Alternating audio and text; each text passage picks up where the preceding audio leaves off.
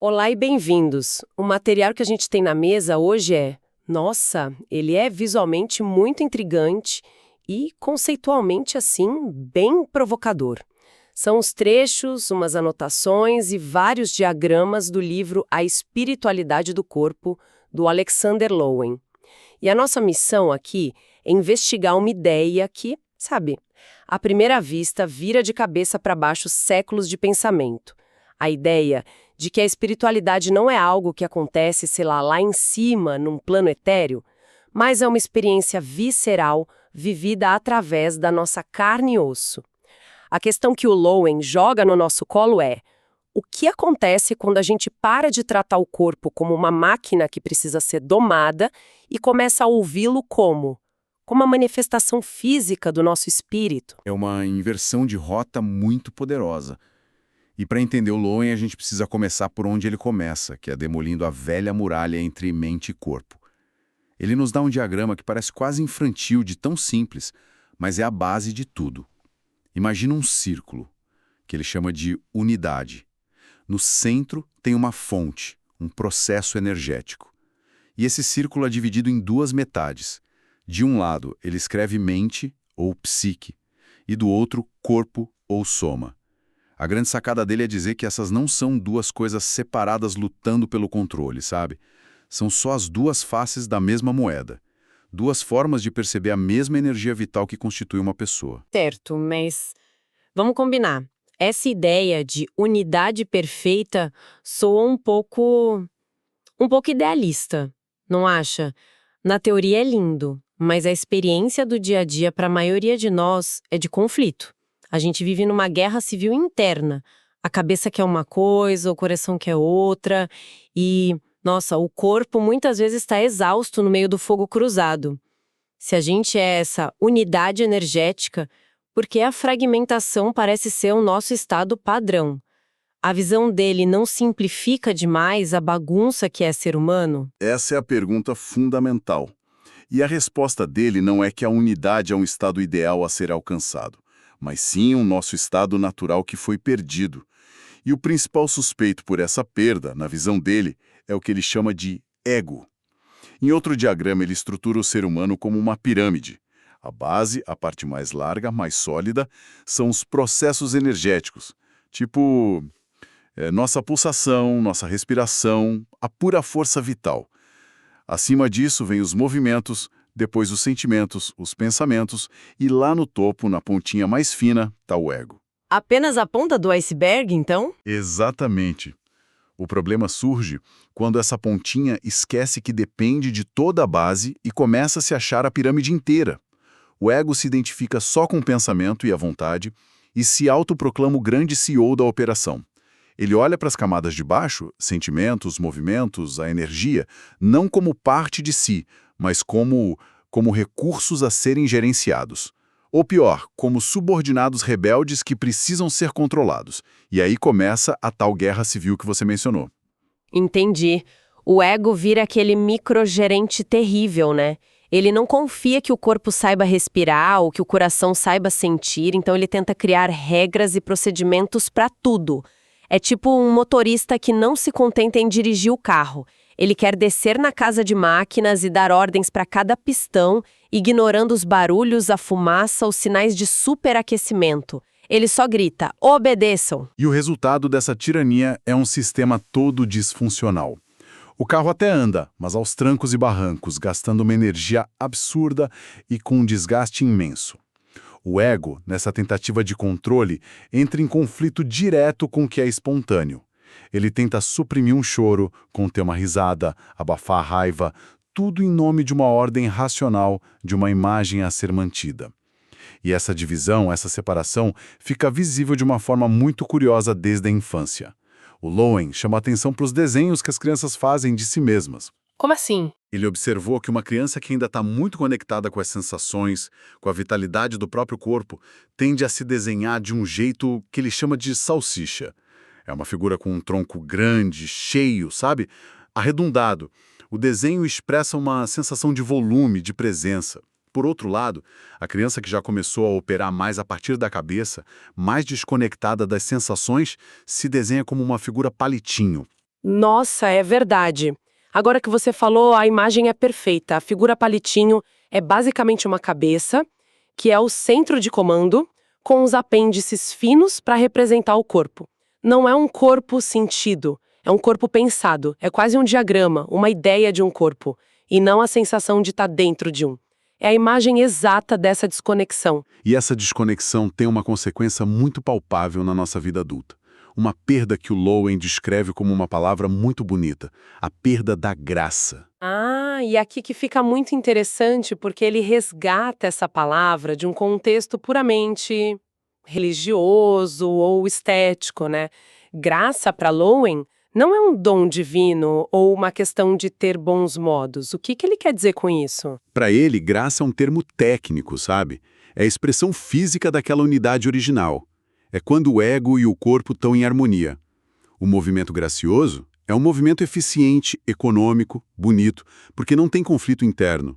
A intenção da mente e a execução do corpo são uma coisa só. Pensa num gato se espreguiçando ou num surfista pegando uma onda. Não tem um pingo de energia desperdiçada. Cada fibra muscular parece saber exatamente o que fazer. Isso é o espírito da pessoa se expressando livremente através do corpo. Isso é graça. Faz todo sentido. E a falta de graça, então, seria o oposto. Eu sou especialista nisso, aliás, aqueles momentos em que você vai pegar um copo e derruba tudo, ou tropeça no próprio pé. São momentos em que há uma falha de comunicação clara entre intenção e ação, né? É a minha mente dando uma ordem e o meu corpo executando o comando com atraso ou com interferência. É a tal da guerra civil se manifestando em pequenos desastres domésticos. Exatamente. O Lowen chama essas ações de voluntariosas, ou seja, movidas puramente pela vontade do ego, sem consultar o resto do sistema. O resultado são movimentos rígidos, desajeitados, mecânicos. E essa falta de graça se cristaliza com o tempo na nossa própria postura. Nos diagramas posturais que ele oferece, isso fica muito evidente. A figura A mostra um corpo em estado de graça. A coluna alinhada, os ombros relaxados, o peso distribuído igualmente sobre os pés. A pessoa parece presente, aterrada, pronta para a ação. E as outras figuras são o retrato do conflito? Sim. A figura B mostra a pelvis jogada para trás, o peito estufado e as costas rígidas. É uma postura de contenção, quase como se a pessoa estivesse se segurando para não avançar na vida, talvez por medo ou por um excesso de controle. Já a figura C é o oposto, um corpo colapsado, ombros caídos, peito afundado e a cabeça pendendo para frente. É a postura da derrota, de quem desistiu, como se o peso do mundo tivesse literalmente esmagando a pessoa, drenando a energia dela. O ponto crucial é que essas posturas não são escolhas, elas são a autobiografia dos nossos conflitos, escrita na linguagem dos músculos e dos ossos. Nossa, essa ideia de que a postura é uma autobiografia é muito forte. Então, essa guerra entre o ego e o corpo não é uma filosofia. Ela vira matéria.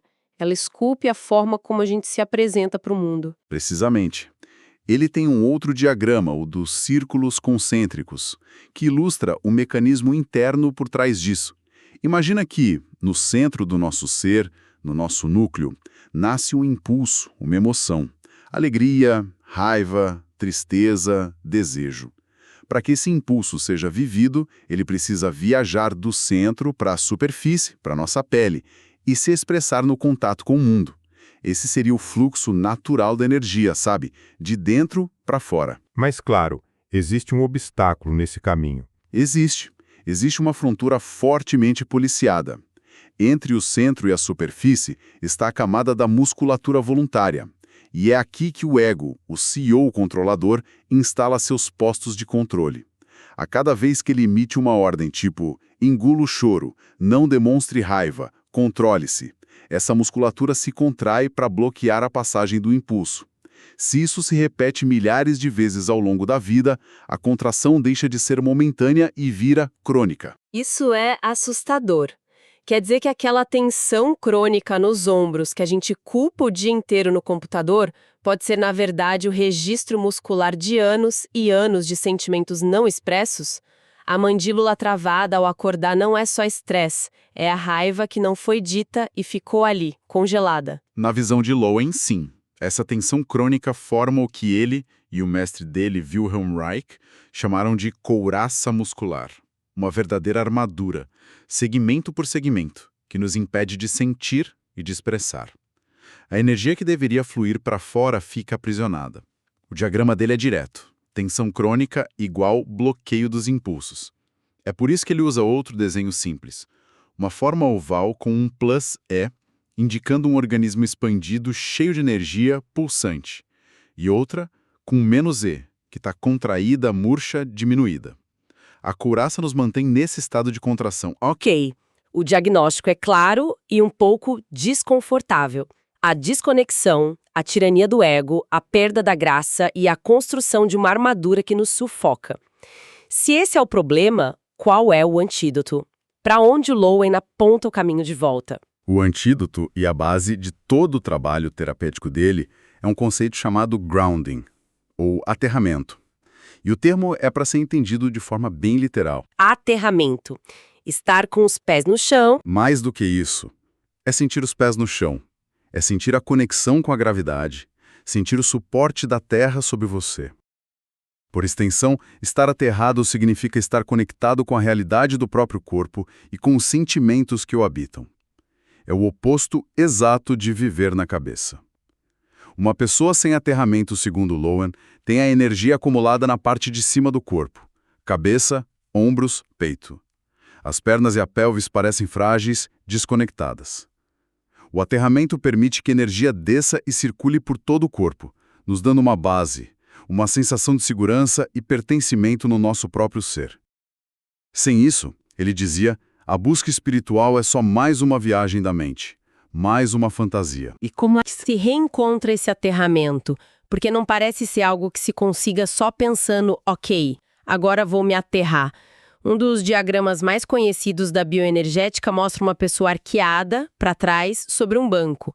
À primeira vista parece um exercício de ginástica, algo que exige força e vontade. Mas isso não seria usar o ego para lutar contra o ego? Não é contraditório? Essa é uma observação crucial. E a chave é que a intenção do exercício é o oposto de fazer algo com a vontade. A pessoa não está usando a força para se arquear. Ela está se posicionando de uma forma que alonga passivamente os músculos da couraça, o abdômen, o peito, a garganta, a um ponto em que o controle do ego se torna insustentável. É um convite à rendição. Ah, então a ideia é colocar o CEO controlador numa situação que ele simplesmente não consegue mais gerenciar, tipo uma sinuca de bico. Exatamente. O ego, que construiu a armadura e a mantém com um esforço constante, é colocado numa posição onde segurar a tensão se torna tão exaustivo que a única saída é soltar. E no momento em que a tensão muscular crônica cede, aquilo que estava aprisionado por baixo dela finalmente tem a chance de vir à tona. A energia volta a fluir. É por isso que, nesses exercícios, é muito comum que as pessoas comecem a tremer involuntariamente, a respirar mais fundo, ou até a chorar ou sentir ondas de raiva. Não porque o exercício seja doloroso, mas porque as emoções que estavam represadas ali há décadas finalmente encontram uma válvula de escape. O objetivo não é fazer, mas permitir. Permitir que o corpo se expresse. É a rendição do ego à sabedoria do corpo. Uma rendição que, paradoxalmente, não enfraquece a pessoa, mas restaura sua integridade, sua unidade e sua força. A força não vem do controle rígido, mas da capacidade de fluir com a própria energia. Então, vamos tentar amarrar tudo isso. Depois de mergulhar nesse material, fica claro que a proposta do Lowen é uma inversão de perspectiva radical. Em vez de buscar a espiritualidade lá fora, em conceitos, dogmas ou rituais externos, o convite é para uma jornada para dentro, para a sensação de estar vivo no próprio corpo, para a pulsação da energia, o calor do sangue, a profundidade da respiração. Isso. A jornada espiritual deixa de ser uma escalada intelectual para o céu e se torna um trabalho de escavação arqueológica no próprio corpo. O trabalho é desfazer, com cuidado e respeito, as camadas de tensão, as couraças que a gente construiu para se proteger da dor e do excesso de sentimento. E cada camada de tensão que se dissolve é um pouco mais de vida que volta a pulsar, um pouco mais de nós mesmos que recuperamos. E ao fazer isso, ao permitir que a nossa energia flua mais livremente, a gente recupera a tal da graça, a capacidade de nos movermos de forma integrada, de estarmos enraizados na nossa própria existência. A espiritualidade se torna sinônimo de vitalidade. Não é sobre transcender o corpo, mas sobre habitar o corpo plenamente. Para Lowen, a definição de saúde é essa: a capacidade do corpo de vibrar com sentimento e pulsar com vida. E a espiritualidade, por sua vez, é a consciência dessa vibração e a alegria que nasce dela. Não é algo que se conquista com o pensamento, mas algo que se experiencia quando finalmente chegamos em casa, no nosso próprio corpo. O que nos deixa com uma reflexão final, e ela é bem pessoal. Se Lowen está certo, e a nossa postura, as nossas tensões crônicas e a forma como nos movemos são a autobiografia do nosso corpo, que história o nosso corpo contaria sobre nós neste exato momento?